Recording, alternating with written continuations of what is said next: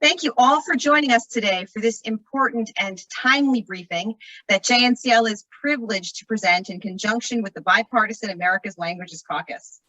Now, before we get started, we have our incredible Representative David Price from North Carolina, who is the co-chair of the America's Languages Caucus and has led in passing the funding of the World Language Advancement and Readiness Grants Program. Representative Price has represented North Carolina's 4th District since 1987.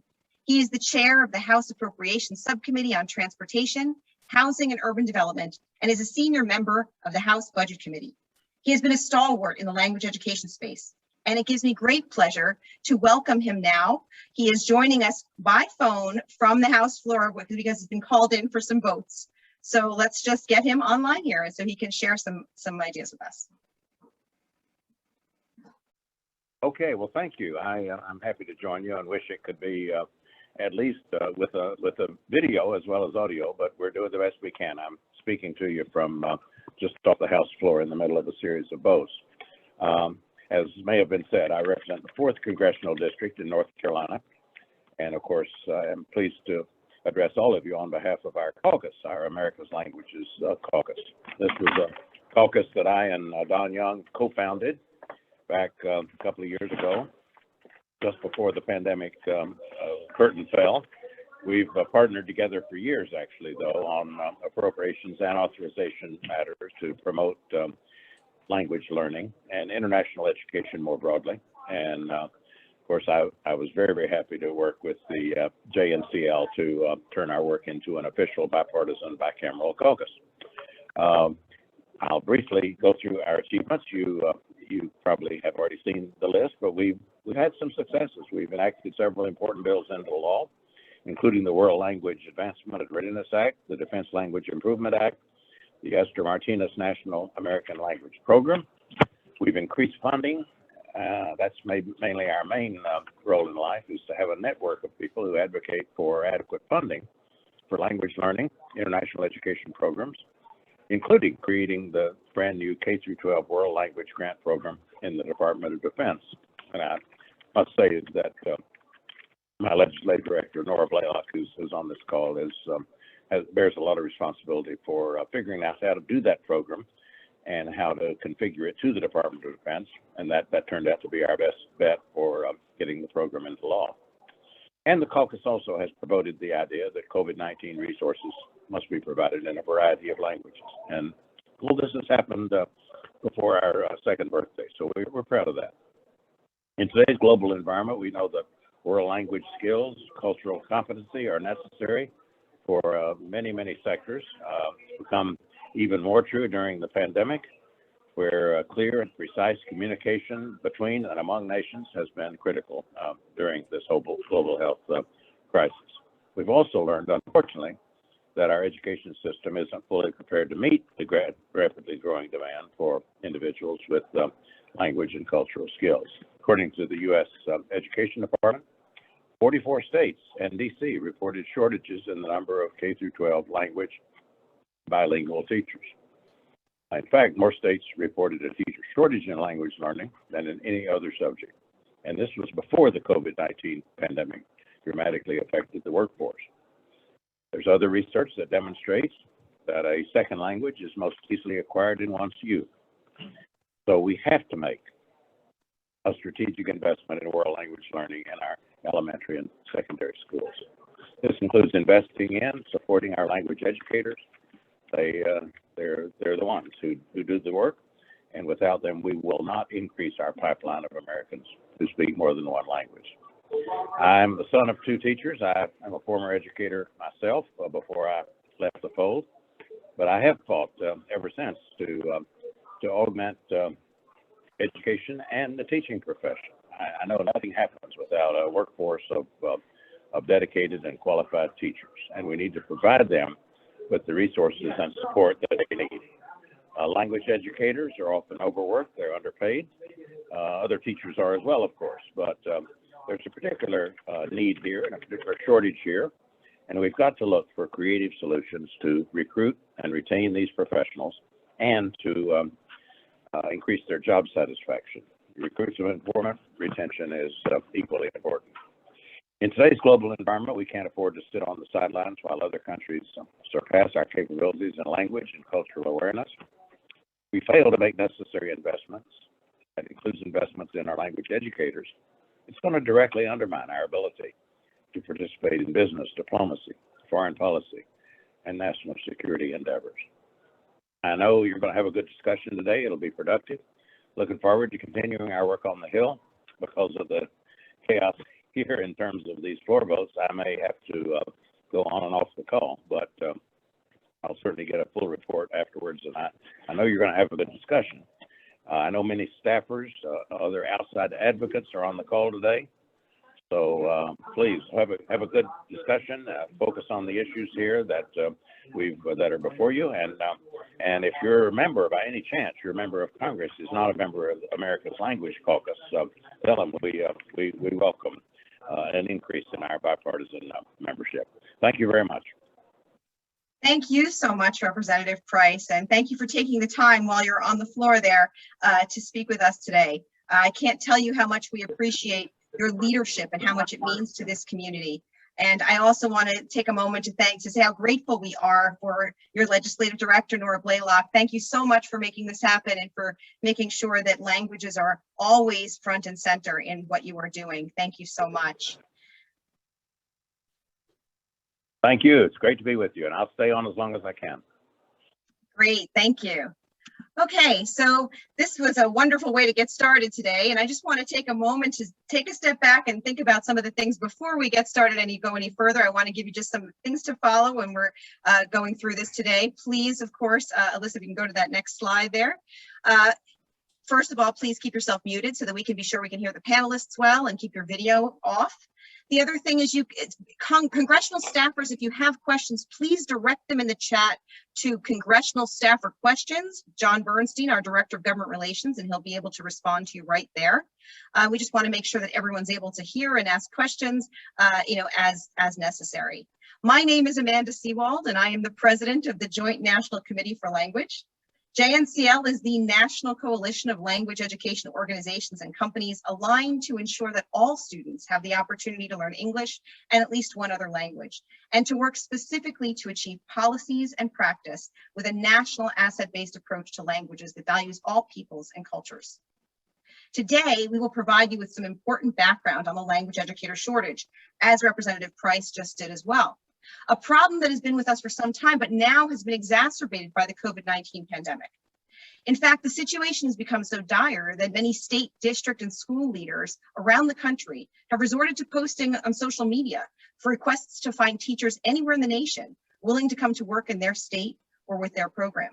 As you will hear from our panel of experts, the language educator shortage impacts English language learners, or EL students, heritage language learners, and students developing their multilingual skills through dual language immersion and world language programs.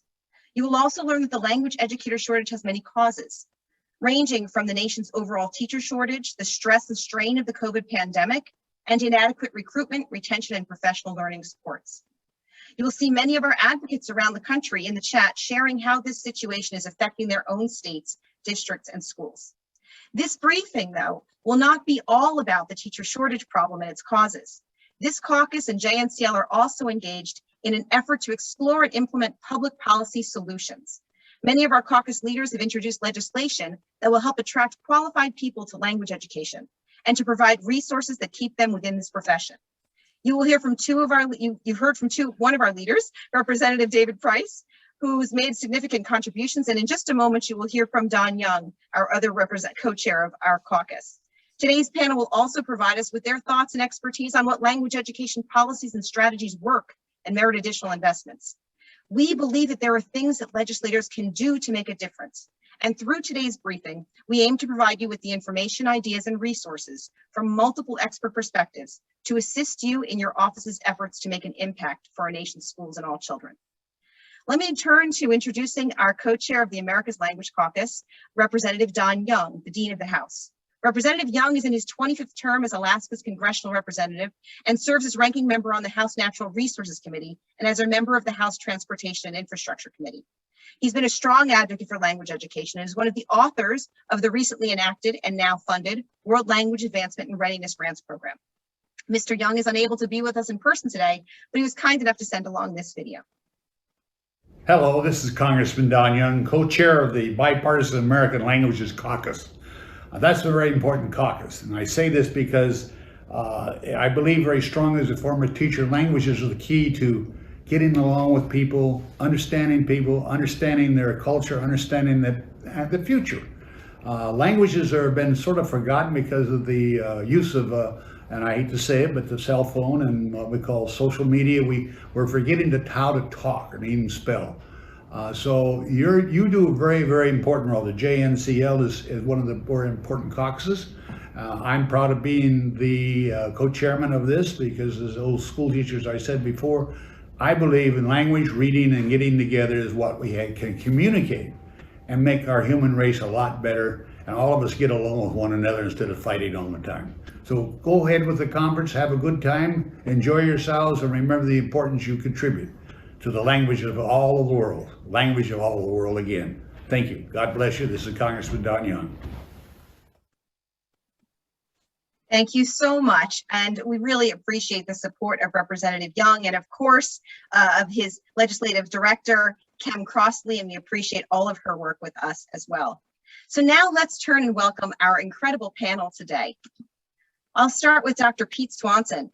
Dr. Pete Swanson is Associate Professor of Spanish at the United States Air Force Academy. He is an international expert on the shortage of language teachers and the past president of the American Council on Teaching of Foreign Languages. He is the author of more than 100 publications focusing on issues revolving around the teaching of languages. His upcoming book with Dr. Jncl focuses on teaching languages during disruptive times and is expected to be published in early 2022. Next, we have Michael Bacon. Michael Bacon works in Portland Public Schools as the Dual Language Program Director, overseeing program, professional, and curriculum development for 16 dual language immersion programs in Spanish, Japanese, Mandarin, Russian, and Vietnamese across 26 schools K through 12. He also directs district-wide efforts to articulate and develop K through 12 world language programs, along with native language literacy in Spanish and Somali.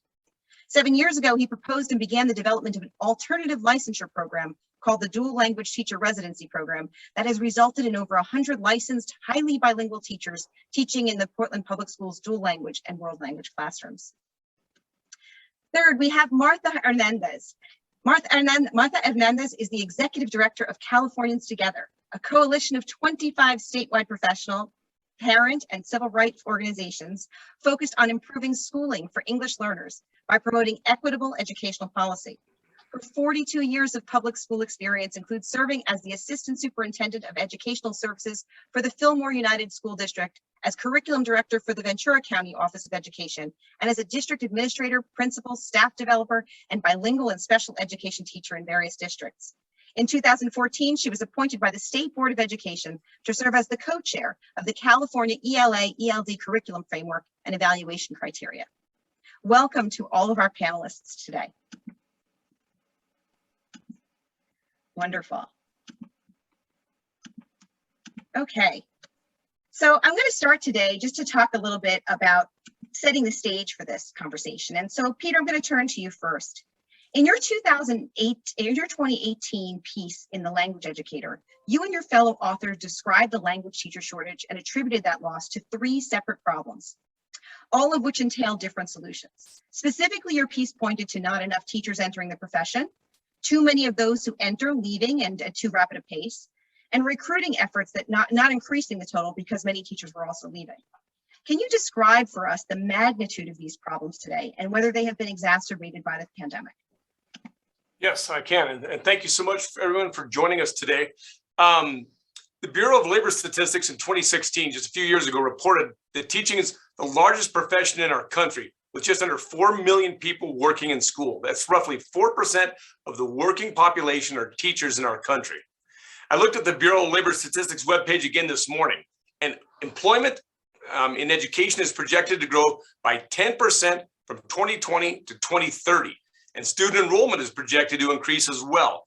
Therefore, teachers at all levels, from preschool to higher education, are going to be needed to meet this demand.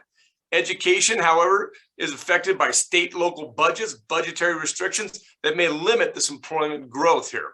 Yet the turnover rate for teachers is disturbing, especially in our area of world language teachers, right? My friend Richard Ingersoll has researched the shortage and corroborated what I've found and what others have found. That is, 30% of the workforce, of the teaching workforce, is gone after 5 years when they enter the profession, right? Compared to other professions, this is alarming because only 23% of the architects, 19% of attorneys and nurses, and 16% of engineers leave during that same time frame. The rate of attrition for teachers is higher than that of police officers even, right? People like to talk about the shortage of math and science teachers, and that's very important. But my research shows that world language has a higher percentage of people leaving than math and science. In my 28 article, which Amanda just alluded to, my co-authors and I described the world language teacher shortage metaphorically as an arid desert, a revolving door, and a leaky bucket. Of course, when you look at the arid desert, there's not enough teachers entering the profession. While there are some recruiting efforts underway, it's not enough because so many teachers are leaving, right? Then we have the revolving door idea where there's too many who enter and then turn around and leave. They're coming in and they're going at a rapid pace. And of course, the leaky bucket, right, is where recruiting teachers does not increase the total of teachers because so many are continuing to leave our profession, right? When we look at the issue of the arid desert, we seem to think that, oh, we need to do more recruiting and add to supply. When people look at the issue from the revolving door perspective or the leaky bucket metaphor, we feel that there's a need to pay attention to turnover. The leaky bucket further suggests that no matter how robust the stream of teachers coming into our profession is, leaks in the supply of teachers got to be stopped and to maintain a sustainable teaching force. Given these two metaphors, we have to attend to that issue of retention. Teacher retention is key. Let me grab my webcam for a minute and show you a graphic that illustrates this point. Let me put it on the other screen here. See if I can get that right there. Schools suffer from this revolving door of foreign language teacher attrition. Take a look from the data from 2011 to 2012. We had 15,607 new foreign language teachers hired that year, and yet 14,843 left that profession at the end of the year, with a teaching profession, force of about 99,000 people, which is just shocking when you sit back to think about the gravity of this situation. Right? Last spring, I conducted a national study about world language teachers' sense of efficacy. That is, how they feel, how their confidence is about teaching languages. And what I did is I compared how teachers' confidence felt before the pandemic set in and then during the pandemic, asking them their thoughts about staying or leaving in the profession, among other things related to efficacy, right? Typically, my research shows that around 6 to 11% of world language teachers plan to leave the profession at any given year. But data from this survey showed that 22% of the participants said they were likely to leave the profession. 22%, that's 1 in 5 that are thinking about leaving, right? And this is on top of enrollments going up, and the baby boomers are finally looking at leaving the classroom and retiring, right? This is a problem because most every state in the union and the District of Columbia reports shortages of world language teachers. Before I got into higher education, I was a high school Spanish teacher in rural Wyoming for 15 years. Each year I'd go to the WAFLTA conference, the Wyoming Foreign Language Teachers Association conference, and I'd meet teachers one year, and then the next year I'd find out that they had left their profession. This happened every year in Wyoming, and then when I finished my doctorate and went to Georgia and took a job at Georgia State University, I would attend the FLAG conference, the Foreign Language Association of Georgia. It was the same thing there. When I moved here, I went to CCFLT, the Colorado Congress on Foreign Language Teachers. Every year, people are coming in and they're leaving, right?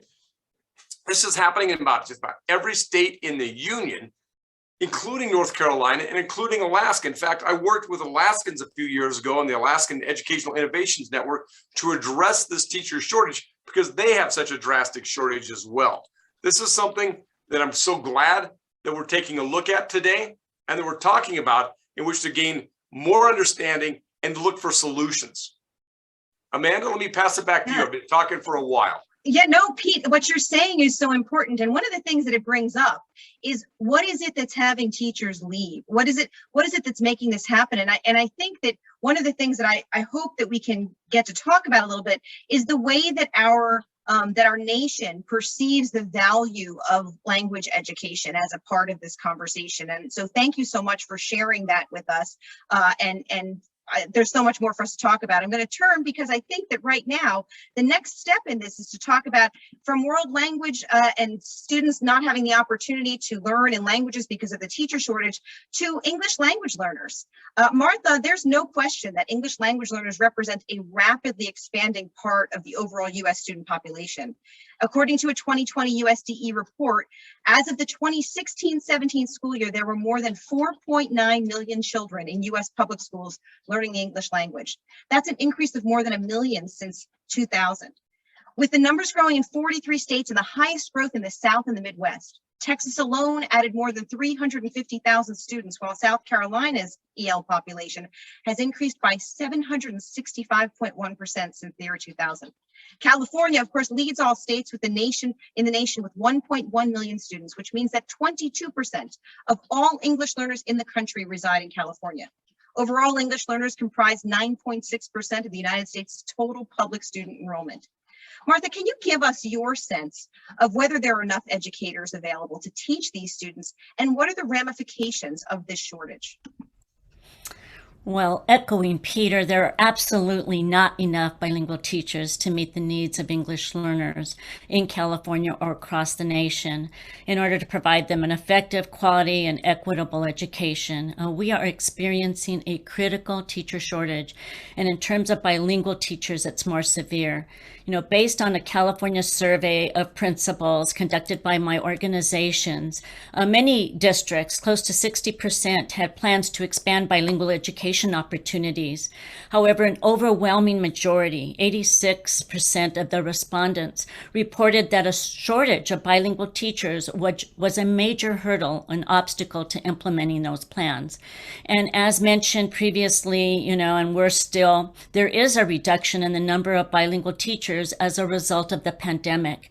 As workloads have increased and working conditions worsen, it has caused bilingual talent to leave the profession or forego teaching careers or seek early retirement. And so we see those same trends. California learned in its early experience with bilingual programs over 20 years ago that successful bilingual program models require well-prepared bilingual teachers, and teacher shortages can undermine the program's effectiveness and thus student achievement, can contribute to an increase in long-term English learners, to maintaining or even increasing the opportunity and achievement gaps, and just diminishing the life potential of millions of students. Districts in my state of California are dealing with shortages by hiring long-term substitutes or teachers with substandard credentials, leaving positions vacant, increasing class sizes, and again, postponing the development and expansion of biliteracy programs. And so all of these strategies really undermine the quality of instruction and the development of a future pool of proficient bilingual citizens who are prepared to meet the challenges of this very diverse and global world. And I do want to mention that another problem, here in California, we have more than 80 teacher preparation institutions that grant secondary and elementary teaching certification, but less than 35 that offer bilingual authorization training programs. And so this is a big, big challenge. Districts are trying to employ innovative strategies. However, funding is required. They're trying to implement incentive programs, including extra pay, stipends, opportunities to participate in professional learning, and in bilingual authorization courses with tuition reimbursements. They're developing intern programs to support classified staff and after-school staff to complete credentials.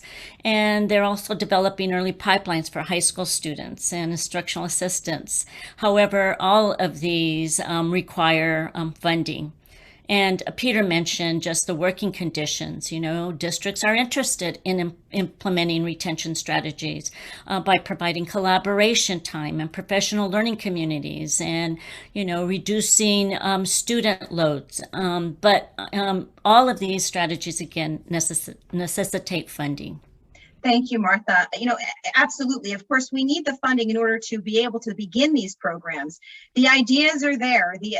Even the models exist. And I'm going to turn to Michael in just a minute to share a wonderful model that would be something that we could expand across the nation, given the proper legislative financial support. And so I greatly appreciate your perspective on this. And I see it every day, Martha, in the different districts I'm in around the country, where students do not have the opportunities to expand their heritage language or their native language, as well as another language, or even in their own, with the proper support in schools, because we are short so many staffers and so many language teachers. So thank you so much. Michael, I want to turn to you, because what Martha was talking about is exactly what you've been developing. So let's just talk a little bit. You run a highly successful dual language immersion program in Portland. Your success is well documented in terms of assessment scores and English proficiency for your English language learners as well. So would you tell us a little bit about how your program has achieved such fantastic results? And also, if you can talk about the model that you've created to help to cope with and deal with and really make an impact on the teacher shortage. Thank you for letting me be here and speaking with all of you.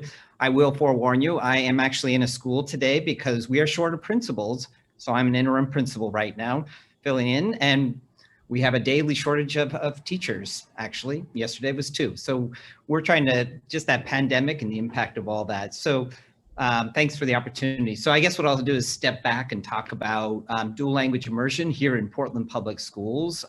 You already shared our research results. We really think of it in really 2 ways. One is that dual language immersion, or we're teaching kids from K-12 in 2 languages.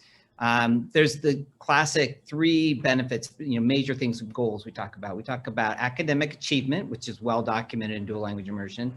And we talk about, obviously, bilingualism, biliteracy. And then, of course, that 3rd component is the cross-cultural communication. That's one, and that benefits all of our kids in there. And it's sort of the win-win. But the one that we really emphasize is the one where we talk about necessity for our emergent bilingual children, or ELs. And that we call this it's the closing the opportunity gap, as Martha really talked about there.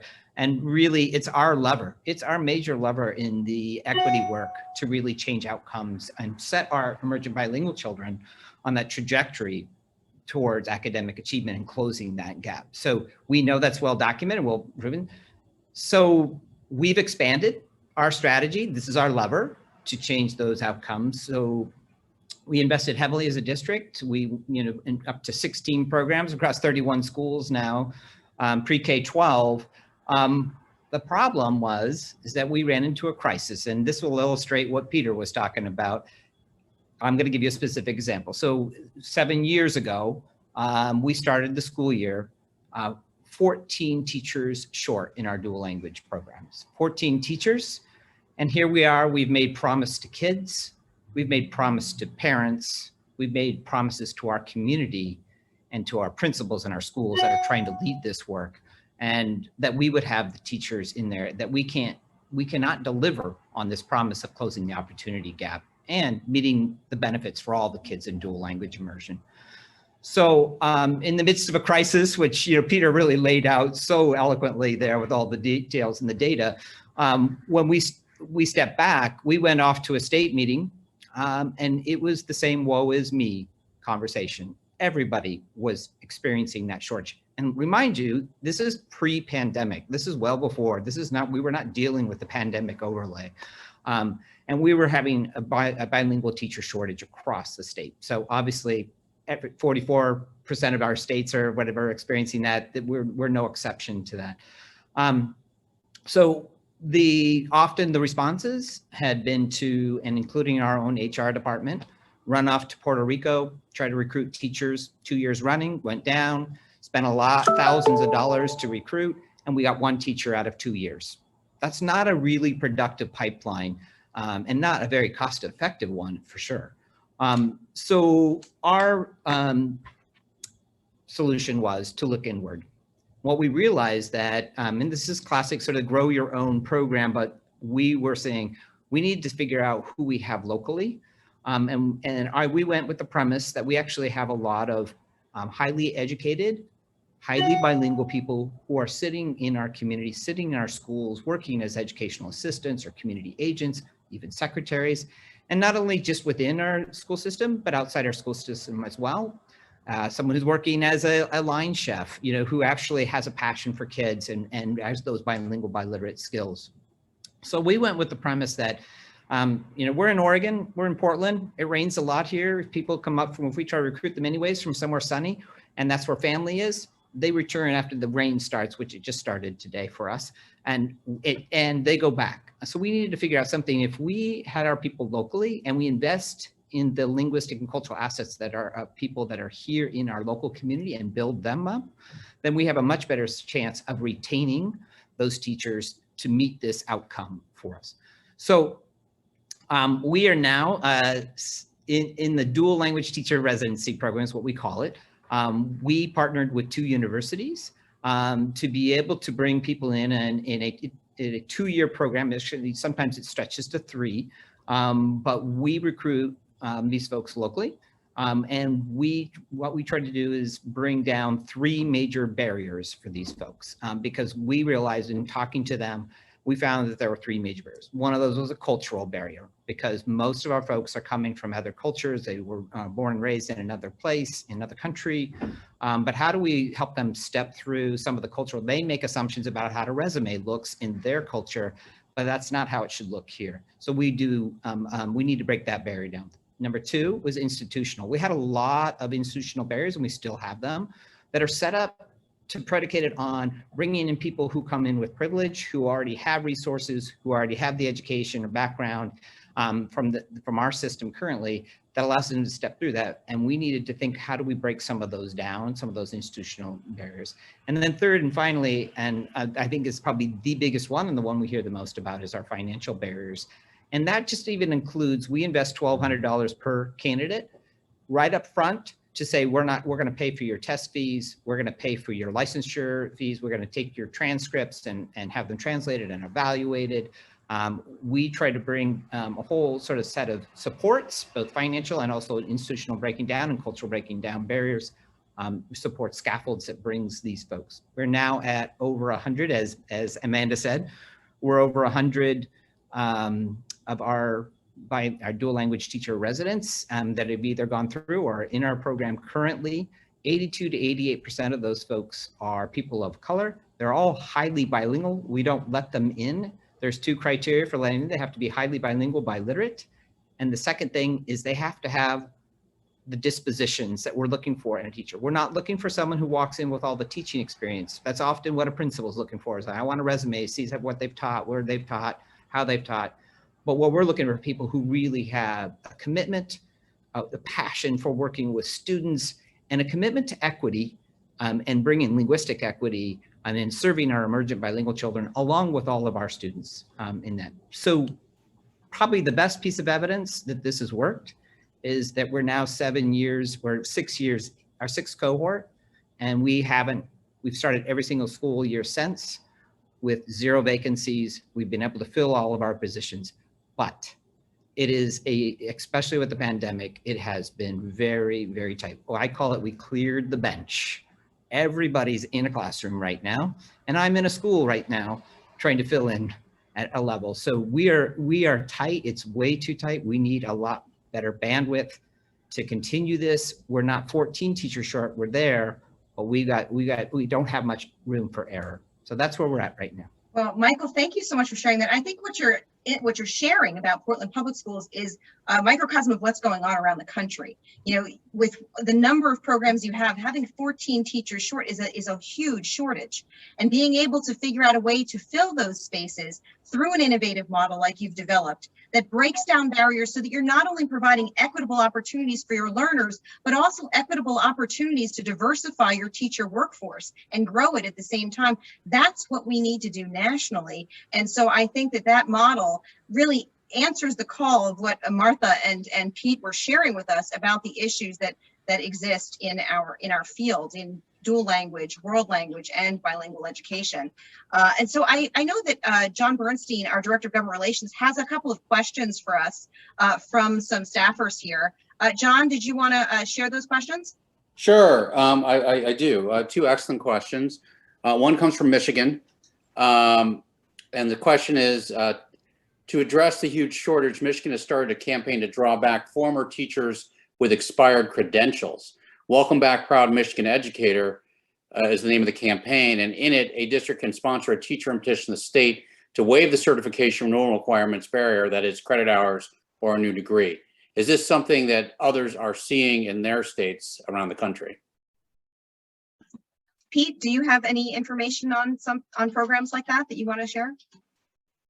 Oop, we can't hear you. I don't have any data on that right now, but it wouldn't surprise me at all. Okay, does anybody else want to share about that, Martha? I just know because of the pandemic that their governor in California, Governor Newsom, just signed an executive order trying to eliminate barriers to re-entry for retired teachers. And so, now retired teachers don't have to wait the 180 days that they used to. And so not for teachers who have allowed, their credentialing to elapse. But I think that we do have a pool of teachers in retired teachers that perhaps could help fill some of these critical shortages at this time. Michael, did you have anything else you wanted to share on that? No, other than as on a local level, we're doing that exact same thing about reaching out to retired teachers. And in fact, I have two in the building here today who probably retired 5-6 years ago. That we are on a desperate level. So yes, there are all measures in place, but I can't speak to the state level.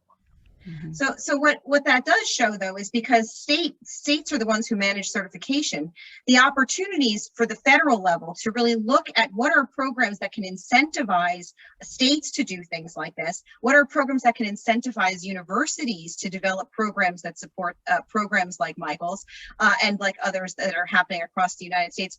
How can we make this happen? And what we want to know from staffers, of course, is what are the different tools that you'll need in order to have this come about and be discussed more seriously in your offices. John, did you have another question? I do. In fact, more coming in as we speak. This question comes from Louisa Legrado. She asked, how can school districts begin to look at their world language program, department, curriculum with the same first-class status as they do with the core areas of ELA, math, science, and social sciences? I have always felt like a second-class citizen in my content area when attending all staff meetings, professional development training sessions, etc. This attitude is subtle but very real. Okay, so I think addressing how the attitude toward world languages and language learning is a challenge across the nation, and that's one of the things that JNCL is so focused on. I'd love for any one of you to talk about what you've done in your district. Certainly Portland, for example, I know having so many dual language programs and supporting heritage learners is one way that you combat that because they're learning content. Right, it's embedded in the core, right? Dual language immersion and language learning, I mean, your content and language learning go together. So you can't deny that and you cannot take it away, right? And that's what actually allows it to continue to really persist and be successful. I think in the world language side, when we talk about sort of more in that secondary conventional ways, I think one of the sad parts, and I'm sure I'll hear it from ODE, but they don't have any requirement around world language in the state of Oregon. We as a district decided that's not okay and decided we had to have a 2-year requirement, which I don't think is enough, but at least it's saying you have to do that. And then how do we figure out other ways to make sure our board has adopted the Oregon Seal of Biliteracy as one of their metrics, tying it to career and college readiness. Right. In other words, that is one of the 6 major criteria. The number of students earning the Oregon Seal of Biliteracy is kind of the board's going to measure their success in leading this and the superintendent's success in leading this district. So to me, it's about incentivizing, but also putting those stakes in the ground and making sure that we value it. And I hear that voice. It's hard as a former. Amanda, can I speak to that? Yeah, I was just about to say that's the perfect segue for me to turn to Martha about the Seal of Biliteracy, which I know first of all, began in California. Thank goodness for California, right? And just how impactful the seal of biliteracy is in California and has become nationwide in changing the attitude toward language learning for all learners. Martha, please speak to your experience with that. Well, absolutely. And so what I am thinking in terms of increasing the pool of bilingual teachers and world language teachers is that, funding is really needed to assist districts to create or expand high school bilingual education academies as part of their career and technical education programs, to uplift teaching in biliteracy program as a viable career.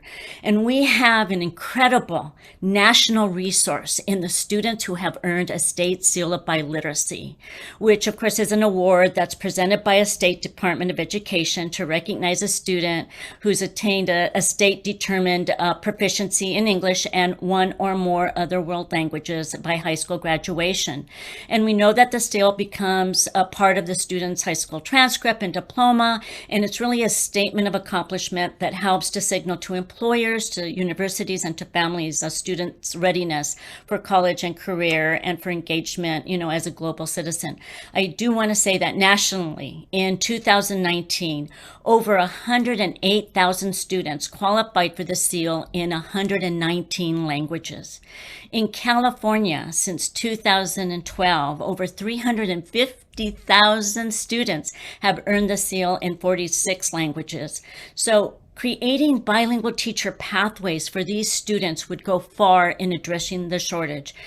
Even if only 10% of those students decided to pursue a profession in education, I really think we could make great gains in reducing the teacher shortage and really expanding biliteracy programs across the nation. And I do want to put in a plug for the Bilingual Education Seal and Teaching Act BEST, sponsored originally by my Congresswoman, Julia Brownlee from California, which creates a federal grant program to help states develop and implement a seal of biliteracy program. I received today, this morning, a tweet that Kentucky has officially become the 45th seal of biliteracy state.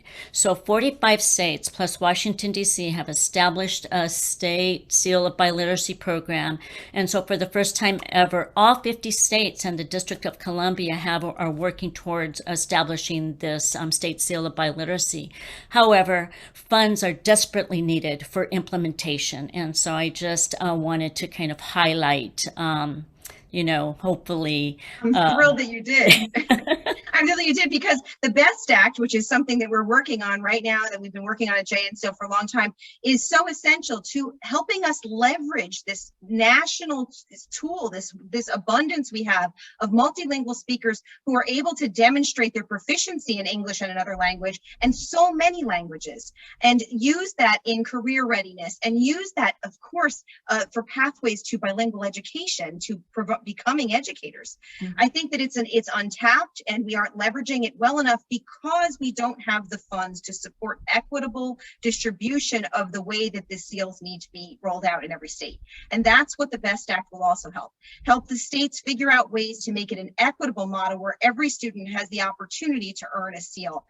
And I think that's one of the most important things that we can do here. So Martha, thank you so much for sharing that very important piece of information that really is the guiding light for us. So how do we get to that next space? We find innovative programs like what Michael described, and we take innovative tools like the seal of biliteracy that are already here nationally, and we leverage them to address the teacher shortage. And is there any other question, John, that you had? Yeah, I have a great question from a staffer.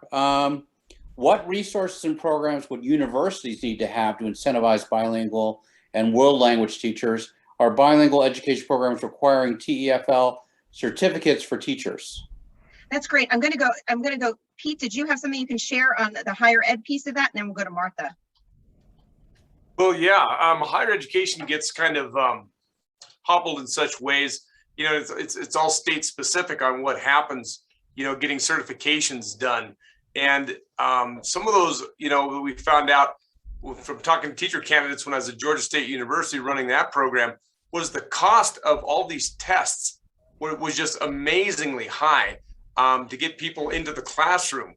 And some of it, you had EdTPA, you had proficiency tests, you had state basic skills tests and all these other tests totaling up to almost $1,000 then. I'm not even sure what it is now since I moved to Colorado, but there's barriers in which it's really hard for people to come back into teaching, right? Or to get into teaching, as Martha was discussing. And so if we could clean up some of that, that would be very, very helpful. So, obviously creating these pathways and providing the tools for higher education for institutions of higher education to really create programs so that they can welcome those students. Martha. Exactly. And, when I was at Georgia State University, we had this program called double the diversity of the people coming into the language program, and then doubling the number. And by getting out, and I was tasked with doing this, and I'd get out and I'd meet with community college students, I would meet with high school students, middle school students, future educator groups, you name it, to bring people into the idea of becoming a language teacher, bilingual teacher, foreign language teacher. And we quadrupled the numbers in a few years, but soon as the money was cut, the whole thing just fell apart. Right. And so we have to have a sustainable model that the money. You have to have a sustainable model, and you have to fund it. And you have to fund it across programs across the 50 states and the District of Columbia, because programs that are preparing teachers to become educators in our schools are being shut down at the university level. That's so true. Thank you, Martha.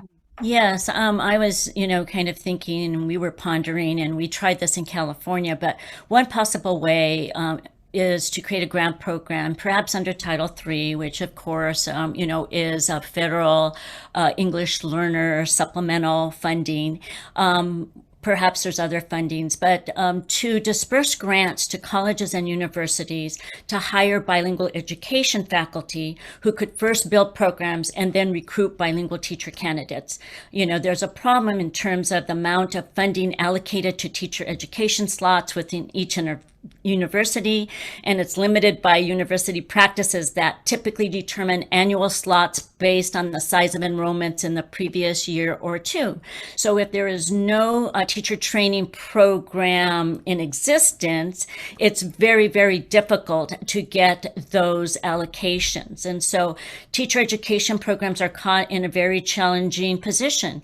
Even as applications increase, a number of programs have had to turn away interested applicants because they did not have enrollment allocations sufficient to cover all of the students they would like to admit.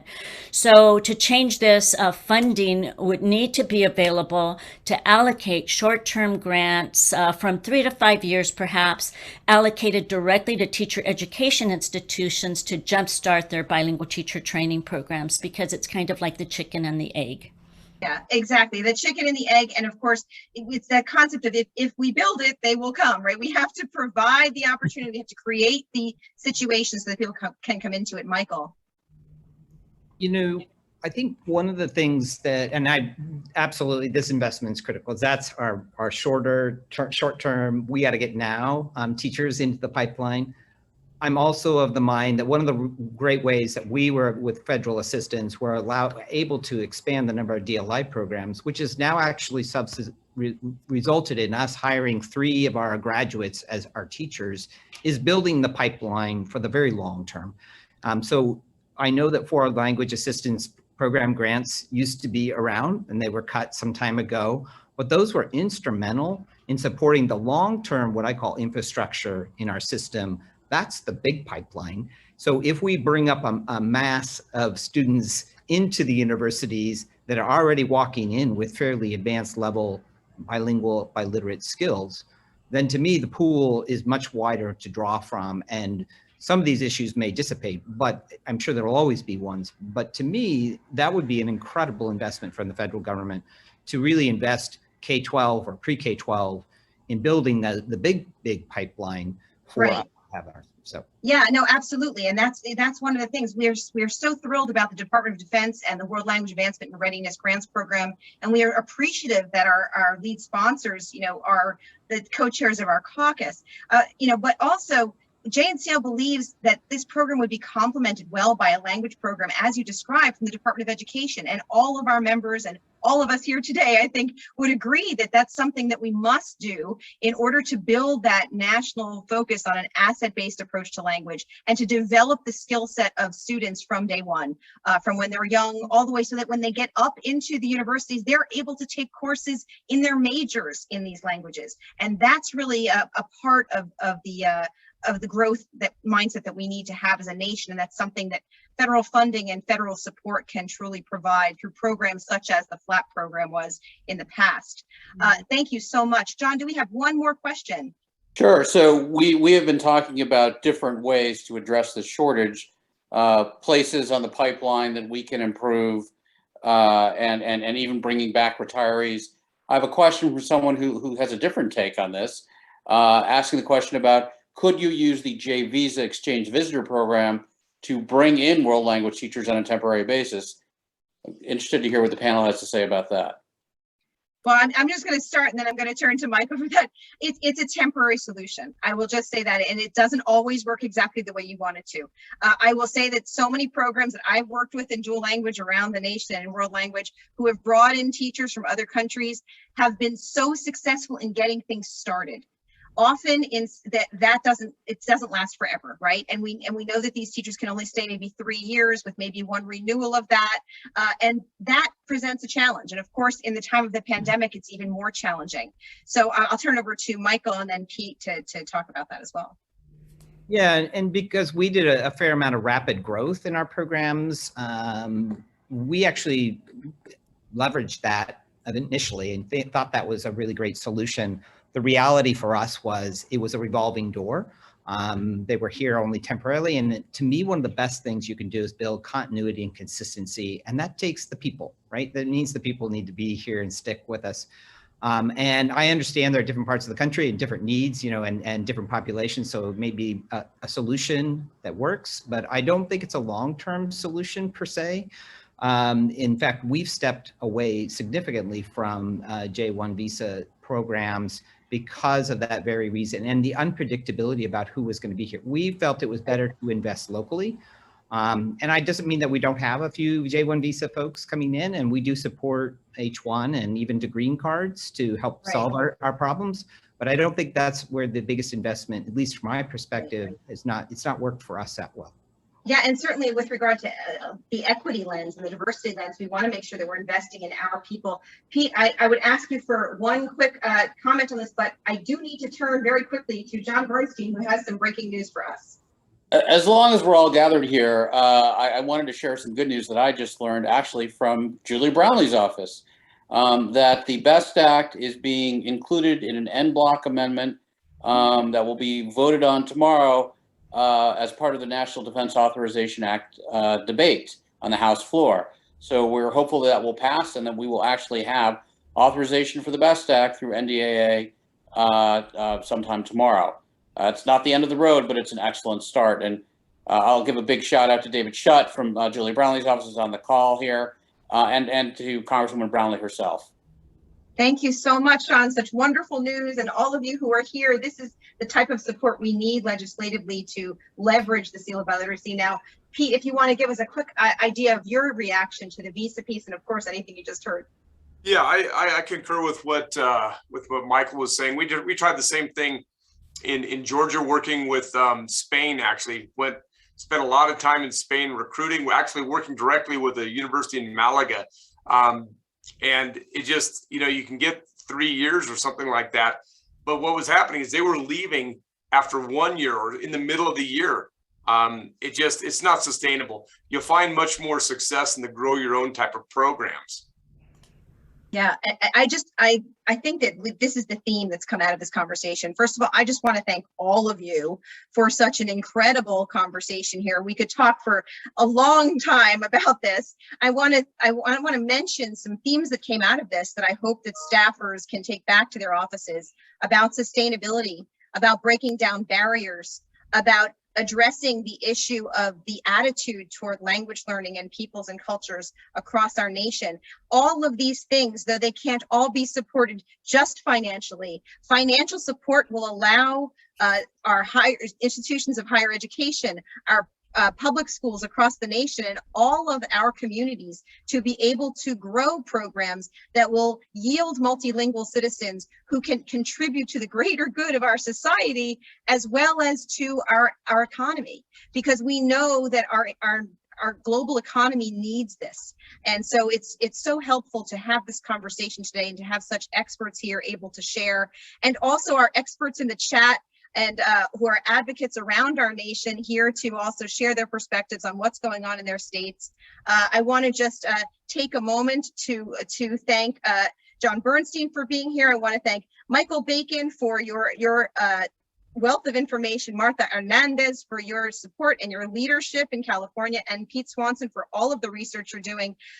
All of the congressional attendees here, we want you to know that we will be sending out information with a summary of what we've discussed today, as well as important links to some of the data and the pieces that are important for you to have.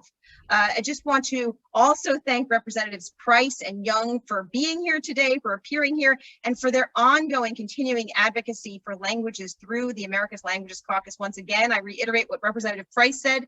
If your representative or senator is not yet a member of the America's Languages Caucus, please reach out. We'd love to have more members of this caucus. You can reach right out to Nora Blaylock about that. In the meantime, I just want to mention all of the different ways that you can connect with Jncl Nicholas and hear what's going on. Certainly the America's Languages Caucus, you can visit that website there. The newsletter that we have weekly that shares information, you can sign up for that. And please follow us on Twitter, stay connected with us. And if you have any questions, please reach out to us in any one of those ways. You can see all of our contact information here. We appreciate all of your time today, and I thank you for joining us. We look forward to working with you all to reverse this damaging language educator shortage and grow our nation's multilingual capacity. Have a wonderful afternoon. Thank you. Thank you. Thank you.